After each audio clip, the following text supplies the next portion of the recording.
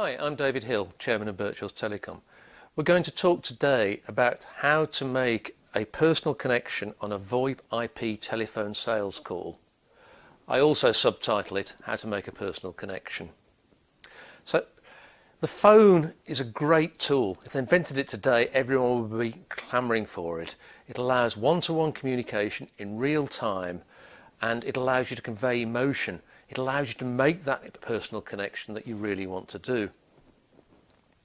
So, how do you add that personal touch? Well, people want to buy from people who they can connect to.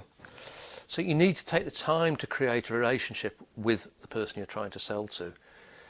You need to enable them to buy rather than try and sell to them.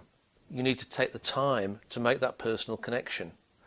And after all, they deserve it. They're going to be your customer for life, hopefully. So, how do you add that personal touch?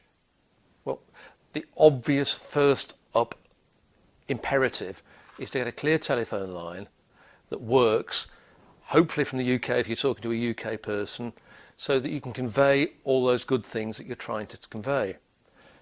If you're trying to sell to a Spaniard, then obviously you'd have a Spaniard talking. If you're trying to sell to an American, you'd have an American talking. It's no good at all getting connections from obscure third world countries because they're cheap.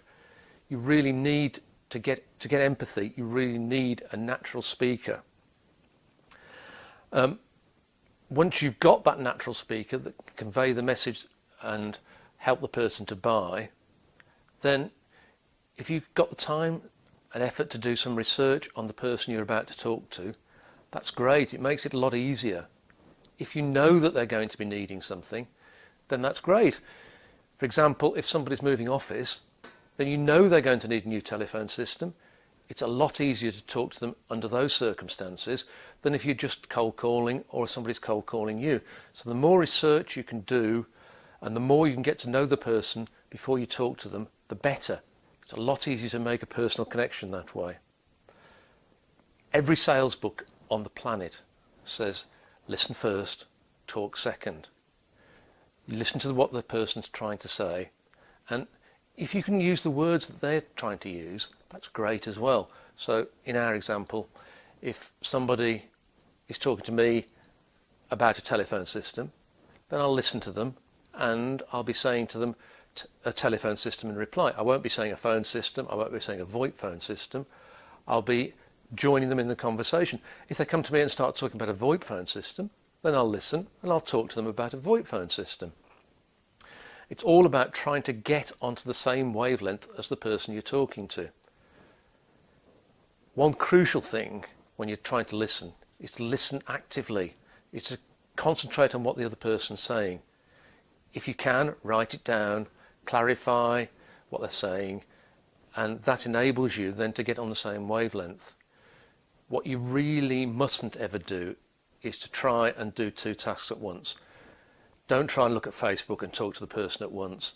Don't type and talk to the person at once. You've got to give them your full concentration. They're going to be your customer for life, so they deserve your concentration up front.